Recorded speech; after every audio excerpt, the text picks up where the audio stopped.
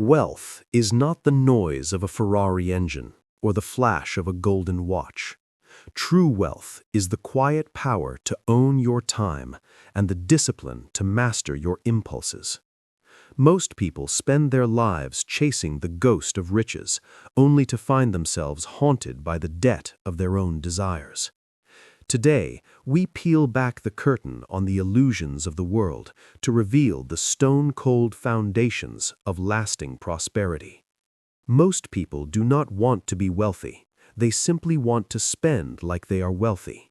There is a profound difference between looking rich and being free, and the price of that freedom is a currency most are unwilling to pay: patience. If you are looking for a shortcut to abundance, you have already lost the race. True wealth is not a sprint. It is the slow, deliberate cultivation of a life that serves you, rather than a life where you serve your things. You wake up every morning and trade the most precious asset you possess, your time, for a paycheck. You feel the weight of the grind, the exhaustion of the commute, and the persistent anxiety of not enough. To soothe this pain, you buy things. You buy the upgraded phone, the more expensive coffee, the clothes that tell the world you are doing well.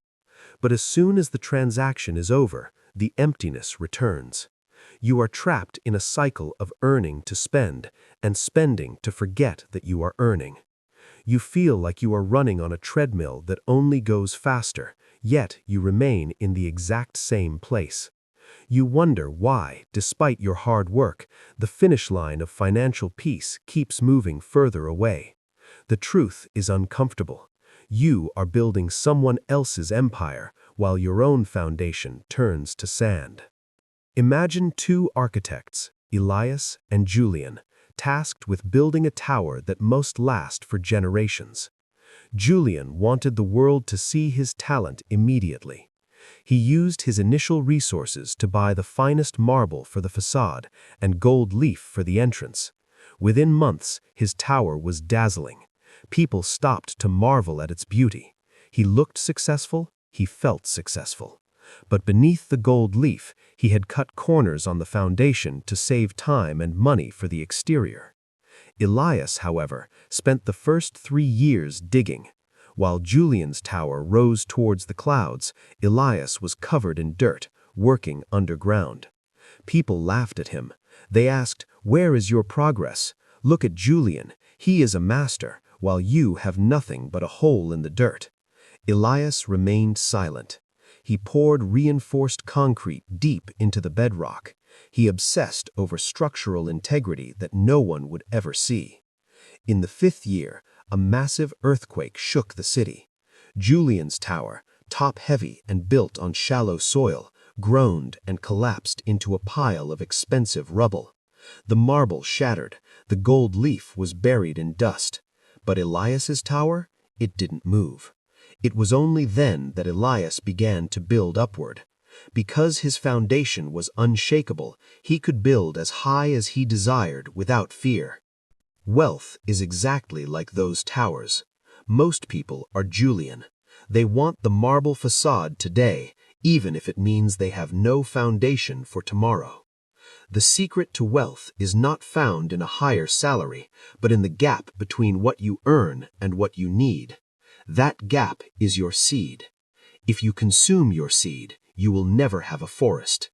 We live in a culture designed to make you feel inadequate if you are not consuming. Marketing is the art of making you feel poor so that you will spend your way to a temporary sense of worth. To build wealth, you must develop a warrior's discipline over your ego. You must be willing to look poor to the world while you are becoming wealthy in private. True wealth is the result of delayed gratification. It is the mathematical certainty that comes when you stop trying to impress people you don't even like with money you haven't truly mastered. When you invest $1, you are not just putting paper away, you are hiring a freedom fighter to work for you. Every dollar saved is a soldier in your army, working 24 hours a day to eventually buy back your life from the marketplace. To change your reality, you must change your philosophy. Wealth is built on three pillars: defense, offense, and time. The defense: you must live below your means. This is not about deprivation, it is about strategy. If you cannot manage $100, you will never be trusted with $1 million. Audit your life. Identify the leaks in your bucket. Every subscription you don't use and every status symbol you don't need is a hole in your ship. Plug the leaks first. The offense: increase your value to the world. The market does not pay you for your time, it pays you for the value you bring to that time. Become a master of your craft. Read the books others won't. Develop the skills that are rare and in demand. When your income rises, do not let your lifestyle rise with it.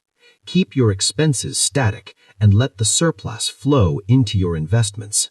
The power of time. Understand the miracle of compounding. If you plant a tree today, you do not expect shade tomorrow. You water it, you protect it from the wind, you wait. Wealth is the same. The greatest force in the financial universe is time. Stop looking for the moonshot or the get-rich-quick scheme. Those are traps for the desperate. Instead, embrace the boring path of consistent, long-term growth. The next time you are tempted to buy something to feel a sense of status, ask yourself, am I buying this to be wealthy, or am I buying this to look wealthy? Your future self is either going to thank you for your discipline or curse you for your weakness. The choice is made every single day in the small moments. Do not trade your long-term freedom for a short-term thrill. Build your foundation deep. Work in silence. Let your success be the only noise you make. The path to wealth is open to anyone with the courage to be patient and the strength to be disciplined. Go forth and begin building your foundation today.